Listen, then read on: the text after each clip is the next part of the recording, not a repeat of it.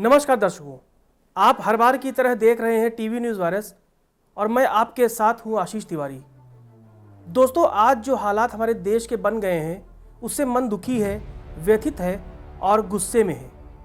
लगातार टीवी चैनलों पर या मीडिया में जिस तरह की खबरें पूरे देश के राज्यों से आ रही हैं वो दर्द देने वाली हैं, तकलीफ़ देने वाली हैं। जो तस्वीरें अस्पतालों के अंदर से आ रही हैं उन्हें देखकर मन दुखी होता है कि क्या आज़ादी के इतने साल बीत जाने के बाद हमने यही पाया है? क्या हम अपनी मूलभूत जो सुविधाएं हैं, ज़रूरतें हैं, ज़िंदगी के लिए जो अहम मुद्दे हैं उनको भी हम नहीं सुधार पाए? हमने अपनी सीमाओं को चाक चौबंद रखने के लिए राफेल की बात की, बोफोर्स की भी बात हमने की, हमने उस पर सियासत भी खूब की, लेकिन हमारे नेताओं ने हमारे स्वास्थ्य और शिक्षा पर क्यों बात नहीं की?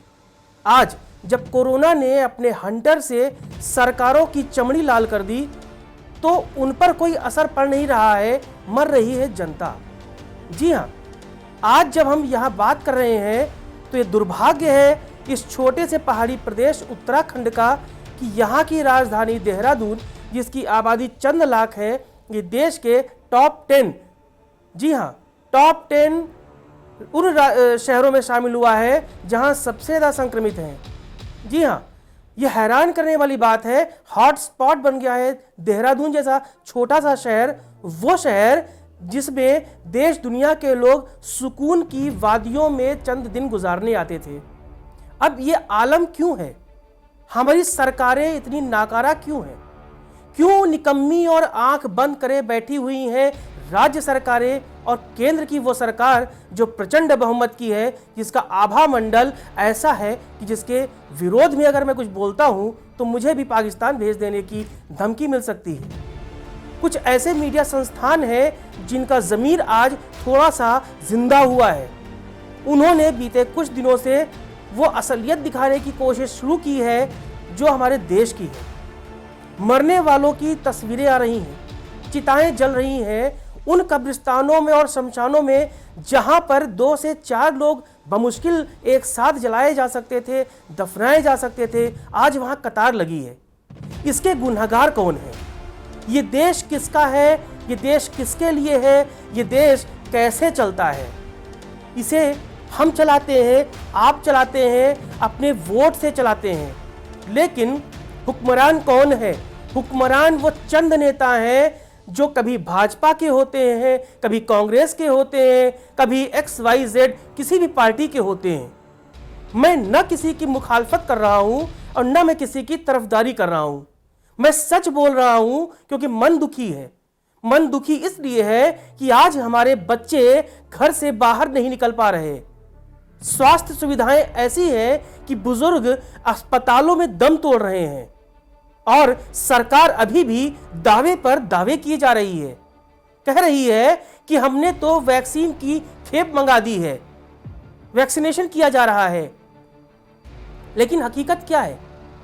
जिस तरह से पश्चिमी यूपी के अस्पतालों से तस्वीरें सामने आईं, कल हमने देखा बिजनौर, मेरठ और तमाम ऐसे छोटे छोटे शहरों में जो सरकारी अस्पताल हैं वहां लोग तड़प रहे हैं।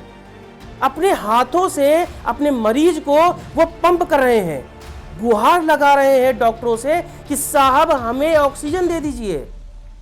आलम यह है कि दिल्ली में सुप्रीम कोर्ट, हाई कोर्ट ये कहता है कि अगर आप नहीं चला सकते देश तो हम आंख बंद करके नहीं बैठ सकते। तो क्या मंदिर और मस्जिद की सियासत करने वाले ये नाकारी नेता गुनहगार हैं, जिम्मेदार हैं और मर रही है जनता? आंकड़े बताते हैं कि बीते कुछ दिनों की ही बात करें तो 2 लाख से ज्यादा मासूम जिंदगियां इस कोरोना की वजह से मृत्यु को प्राप्त हो चुकी हैं। तो गुनहगार कौन है? देश उन तस्वीरों को भी देख चुका है जो बीते दिनों 5 राज्यों के चुनाव में हुआ। मैं गुनहगार नहीं ठहराता कि चुनाव नहीं होना चाहिए, लेकिन जिस वक्त प्रधानमंत्री को कोरोना से लड़ने के लिए युद्ध स्तर पर मीटिंगों के साथ साथ ग्राउंड जीरो पर काम करना चाहिए था, जिसका असर दिखता, क्योंकि उनकी ताली और थाली ने भी दिखाया कि उनकी एक अपील से लोग अपने घरों में लाइट बंद भी करते हैं, घंटियां भी बजाते हैं। सेलिब्रिटीज भी बड़े पैमाने पर व्हाट्सएप और इंस्टाग्राम पर सो कॉल्ड प्रधानमंत्री की अपील पर आगे आते हैं। लेकिन आज हो क्या रहा है? लोग मर रहे हैं, ऑक्सीजन नहीं है और अस्पतालों में लोग बदहाल हैं, बेहाल हैं। सच्चाई हिंदुस्तान की है और वो हिंदुस्तान जो युवा भारत है, डिजिटल भारत है, उभरता भारत है, मेक इन इंडिया यहां पर है। लेकिन हकीकत ये है कि दुनिया भर के देश आज भारत की मदद कर रहे हैं। हम बात करते हैं अपनी सीमाओं के सुरक्षा की। राफेल पे बहुत सियासत हुई, ठीक है, भारत की सुरक्षा भी जरूरी है, लेकिन ये भारत है किसके लिए? ये भारत है हमारे और आपके लिए, हमारे बच्चों के लिए, हमारे बुजुर्गों के लिए, हमारी आने वाली पीढ़ी के लिए। लेकिन जब घर के अंदर ही हमारा देश खोखला हो जाएगा, स्वास्थ्य सेवाएं ऐसी होंगी कि जब एक मामूली सा कोरोना नाम का अनदेखा दुश्मन हमें नेस्तनाबूद कर देगा, तो फिर क्या होगा? क्या हमने पाकिस्तान के युद्ध में इतने लोगों को खोया था? क्या हमने चीन के संग संघर्ष में इतनी जानें गंवाई जितनी हमने बीते 1 साल में देश भर में गंवा दी? तो फिर यह सीमाओं की सुरक्षा पर इतना बजट क्यों? स्वास्थ्य सेवाओं पर यह आंख बंद करके कम बजट देना क्यों? हम सरकारों से सवाल करते हैं, क्योंकि यह वक्त ऐसा है जब हमें सोचना होगा, क्या सीमाओं की सुरक्षा पर बारूद बिछाना जरूरी है या अस्पतालों में डॉक्टरों के द्वारा जिंदगी को बचाना जरूरी है? हम डरे हुए हैं। दरअसल हम डरे हुए इसलिए हैं कि हम डरते हैं सच कहने से। 2 लाइनें हैं, सच कहने सुनने से डर लगता है, खुलकर हंसने में भी डर लगता है, और चौराहे पर घूम रहे हैं शातिर साए, आंख खोलकर चलने में भी डर लगता है। एक पत्रकार होने के नाते जब मैं मीडिया में कवरेज करने के लिए अस्पतालों में जा रहा हूं, शमशान घाट पे जा रहा हूं, या घर पर बैठ के अपने बच्चों के संग वो तस्वीरें देखता हूं, तो दिल दुखी होता है। छोटे छोटे बच्चे भी ये सवाल करते हैं, अपनी तोतली जबान में पूछते हैं कि पापा इतने लोग क्यों मर रहे हैं? हम बाहर कब जाएंगे, बाजार कब जाएंगे, अपना जन्मदिन कब मनाएंगे, शादियों में कब जाएंगे? दोस्तों, वाकई एक पत्रकार होने के नाते ही सिर्फ ये बात नहीं कह रहा हूँ, मैं भी एक इंसान हूँ, मेरा भी परिवार है, मेरे भी बच्चे हैं।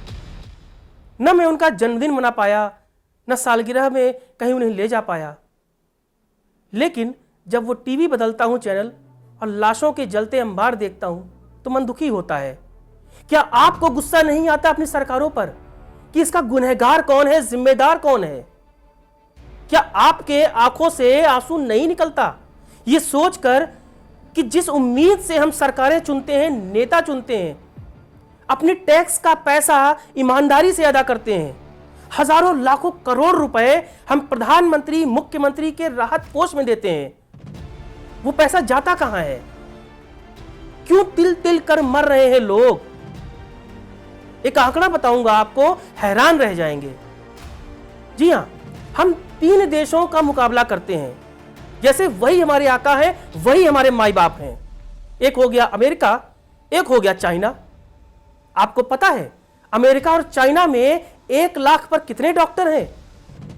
अमेरिका और चीन में 1 लाख पर 26 और 30 डॉक्टर हैं, लेकिन हमारे हिंदुस्तान में यह आंकड़ा दहाई में भी नहीं है जनाब।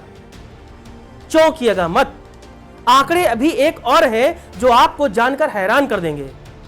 अब अगर मैं बात करूं वेंटिलेटर की, जिस पर लोग जाकर उम्मीद करते हैं कि उनके अपने जिंदा हो जाएंगे, फिर घर आ जाएंगे, लेकिन वेंटिलेटर पे भी जाकर लोग मर रहे हैं।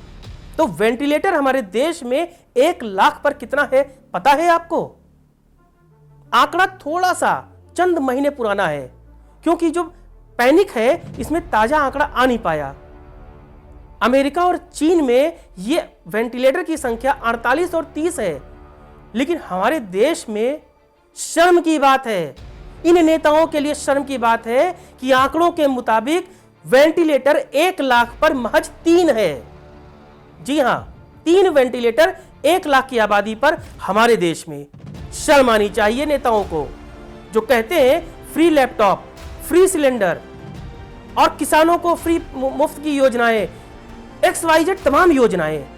धिक्कार है ऐसी सरकारों पर जो हमारे लोग को जान बचाने के लिए ना वैक्सीनेशन कर पाते हैं, ना आईसीयू बेड बना पाते हैं, ना अस्पतालों में डॉक्टर मुहैया करा पाते हैं, यहां तक कि जब ऐसी आपदा आ जाए तो हमारे बच्चों को भी नहीं बचा पाते। मुझे तो आंसू आता है ये बोलते हुए भी कि जिस तरह से देहरादून के दून अस्पताल में, कोरोनेशन में, या दिल्ली के लोहिया अस्पताल में, या देहरादून के बाहर जाएं तो तमाम महाराष्ट्र हो, यूपी हो, किसी भी राज्य में जाइए, अस्पतालों में जाइए, देखिए वो असली हिंदुस्तान है। लोग अपने अपनों को जान बचाने के लिए पंप दे रहे हैं हाथों से, और सरकारें क्या कर रही हैं? मास्क लगाकर, सोशल डिस्टेंसिंग के साथ, वीडियो कॉन्फ्रेंसिंग के साथ, आलीशान दफ्तरों में बैठकर कह रही हैं कि चिंता मत कीजिए, हम तैयार हैं वैक्सीनेशन के लिए। लेकिन जो मर गए उनका क्या? किसी ने सही कहा, जो लोग मर गए हैं उनकी जिम्मेदारी इन सरकारों को लेना होगा। उनके परिवारों के भरण पोषण की जिम्मेदारी उन राज्य सरकारों की है, केंद्र सरकारों की है, स्वास्थ्य मंत्रियों की है, जो नाकाबिल हैं, नाकारे हैं, निकम्मे हैं। नकारिए इन वोट की राजनीति को, सियासत को छोड़ दीजिए, जिंदगी को बचाइए और अपने लिए अपनी हक की आवाज उठाइए। क्योंकि आज नहीं चेते तो कोरोना चला जाएगा, नेता फिर आएंगे, डुगडुगी बजाएंगे और आप नाचेंगे, मगर पीछे रह जाएगी इन लाशों की आवाज जो आप पे शर्मिंदगी से धिक्कारेगी आपको। चेत जाइए, जाग जाइए, संभल जाइए, देश को बचाइए। नमस्कार।